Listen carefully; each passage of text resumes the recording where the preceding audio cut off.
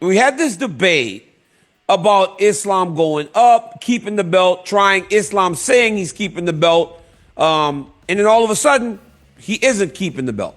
So do you agree, Chael? Do you agree with the UFC going, okay, Islam, we'll give you this fight, but you have to vacate? I don't hate the idea. Here's where my confusion comes in, is how come these things aren't clearer? For example, if you ask Islam if you were stripped, Islam will say no. If you ask the UFC was this stripped, the UFC will say yes. I'm just not sure why these terms aren't clearer. If Islam's goal was to go up to 170 so he could obtain champ status, but they take the 55-pound title away, they also take that opportunity to become champ away. But hear me out on this, because they did the same thing to Ilia Topuria, and Ilia is claiming that he wasn't stripped. In fact, not only is Ilia claiming he wasn't stripped, it was as recently as last week on the Errol Hawani program, they swore up and down that Ilia was promised a title shot whether it involved Islam or not. That they were so into the idea of Ilia going up for a title shot that whether it involved Islam or not, he would be given a title. I don't believe that. If you strip a guy, that is a sign that you're not happy with the guy, right? You don't ever, no parent puts the kid in their bedroom or bends them over the knee because they did a good job. The UFC doesn't want you walking away from belts, is my belief. The UFC is not going to reward you for walking away from belts, is my belief. And the term stripped is a negative term in this industry. At least that's my belief. Okay, so here's my thoughts on it, Chael. I believe that they are within their right to go, we don't want to tie up two divisions. I do also believe, though, that when you get a guy like Islam, who has defended the belt as many times as he's defended, who has been available, who has fought guys on short notice, he fought Moicano on a day's notice. I think in that, you get some goodwill, and you should have the opportunity to be a double champion. But here's where you have to have something that's known, is you've got to have a decision for me the moment you have both of those belts, if it happens. You're either staying up and vacating the belt down at the lower weight class, or you're going to vacate the upper belt and go back down. I can't have you just sitting here with two titles for a year and not fighting. Or we have a time frame in which you have to defend it. One of those championships. Generally, Chael, the guy will choose to defend the heavier one because you don't want to cut the weight if you don't have to. You and I have talked about that on a number of occasions. But to take the opportunity now, and it really does come down to, if the boss is excited about it. When Conor won that second belt, it made Dana he got excited about the idea that guys can win two belts. So when he came up to me and asked me about becoming a double champion, he was very excited. What do you think about this? Super fight. Do this. The only problem with it, Chael, is that it doesn't feel like super fights. So having a guy carrying a belt up to the next weight doesn't resonate as strongly as it did back then. Islam versus Jack's a new champ. Do you think it makes much of a difference to see him holding the belt, or just seeing Islam Makhachev on the poster is enough? It doesn't add as much as it may have back in the day when it wasn't as familiar as it seems to be now.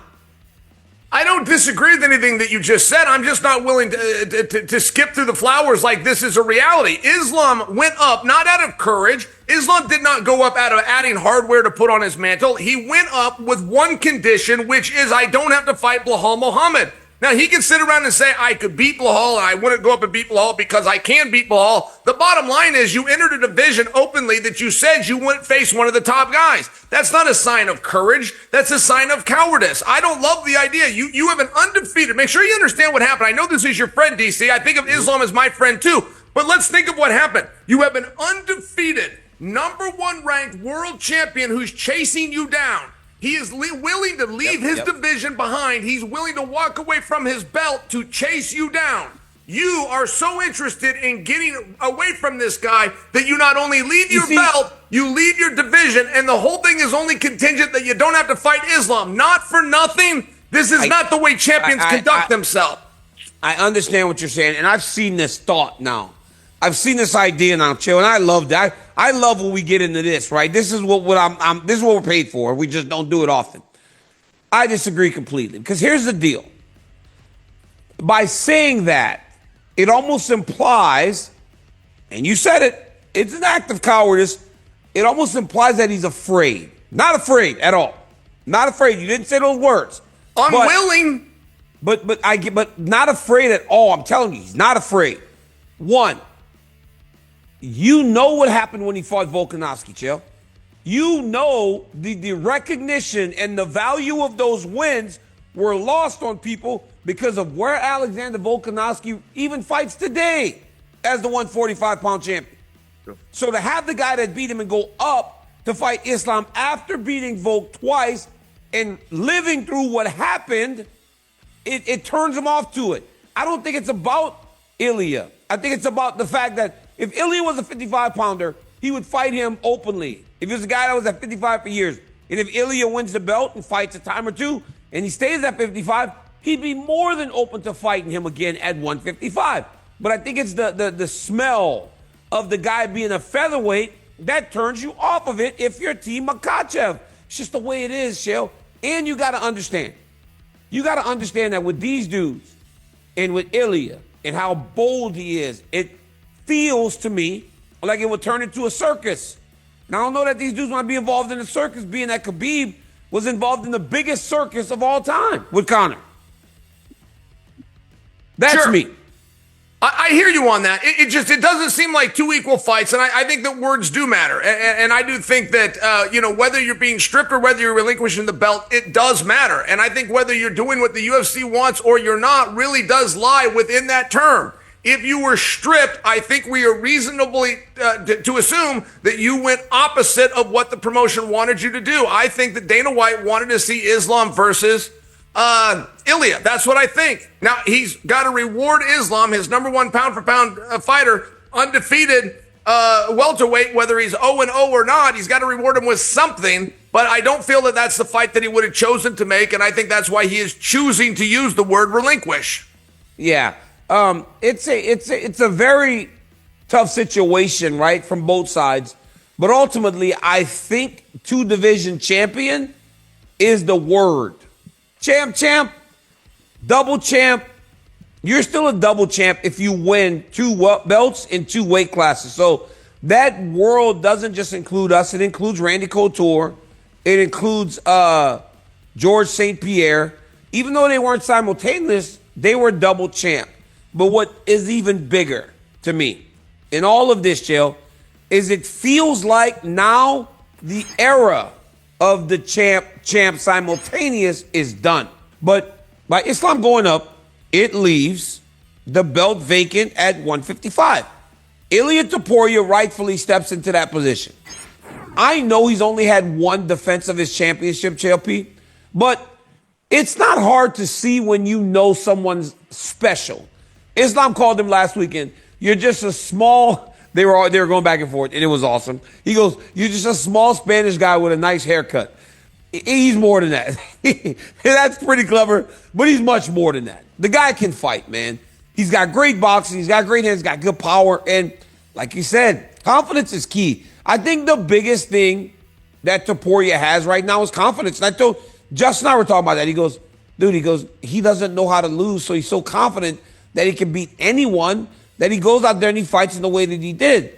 But why does it feel like Charles doesn't have a chance? Like, this is Charles Oliveira we're talking about. Why are people just writing him off?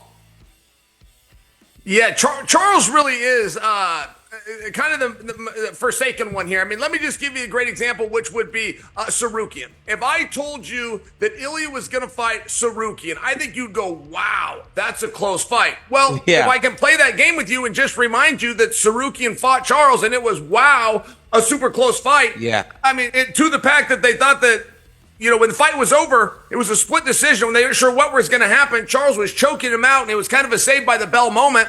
Charles and Sarukian are very interchangeable in terms of their athleticism. And I think if you think about it that way, you realize that Topuria really is stepping into some deep waters here. I love the comment on the haircut, by the way, by Islam. Like, I love trash talk that is accidentally a compliment. Like, only a really nice guy. Like, Islam wouldn't know how to put you down, so he'd have to build you up as meant as an insult. That's just funny to me. But as far as overlooking Charles, I don't really know how you could do it. Like, Ilia Topuria keeps getting better. I discovered Ilia Topuria standing side by side with Teddy Atlas, and it was the night that Ilia won the World Championship in California over Volkanovski. Now, before that fight had happened, he was a massive underdog, Topuria was. This wasn't a sold out, this wasn't a huge event. And I remember Teddy Atlas telling me, hey man, this Spanish kid, Topuria, is that how you say his name? And I said, yeah, Ilia Topuria. And Teddy Atlas says, man, this Topuria kid, he's the best boxer in the whole UFC. And I said, just pure hands? You think he's got the best hands in the division? He said, Chael, I didn't tell you the division. I said the whole UFC. Watch how he cuts an angle before he throws his hook. It was that exact shot that he landed that exact night to win the world championship. And I'm only sharing with you, maybe there is more to Ilia Topuria. Like, you got to have some very good skills to go bark that way to Islam. You got to have really good skills for Islam not to stop what he's doing and address you barking at him that way. The story isn't quite as extreme as the way I like to tell it, which is Islam left the division to not fight Topuria. I realize there was more around it than that, but I can get away with saying that because that is the order of the events. And I do think that Ilia Topuria might be just this darn good. And having to go through Charles is a great way to prove it one way or the other. Minus 370 favorite Topuria is to beat Charles do Bronx Oliver. Minus 370. That is insane. That is not right. To be the world champion that defended 3 times, has more submissions than anyone in UFC history, and he's a minus 370 favorite. That is not right. Here's what I think, Chopey. I think it's the visuals, because during Charles's run as the champ, he got dropped a lot. And you imagine that when you get dropped by Topuria, you don't get up. We saw him put down Max, man. Who puts down Max? Who puts down Holloway? Seriously. Who puts down Max Holloway in the way that Topuria did? No one. So that's why, and Charles getting dropped in the way that he has been, maybe that's why. But yes, there's more to the kid than people think. Hey, bro, that double leg he shot against Max was crazy. He drove him off of his feet so fast, Max couldn't even defend. So while he's a good boxer and he has all these skills, a lot of it is due to the fact that he's a tremendous athlete. And you could see it in his movements. That he can run, he's explosive, he's got a lot of great attributes that make him a great world champion.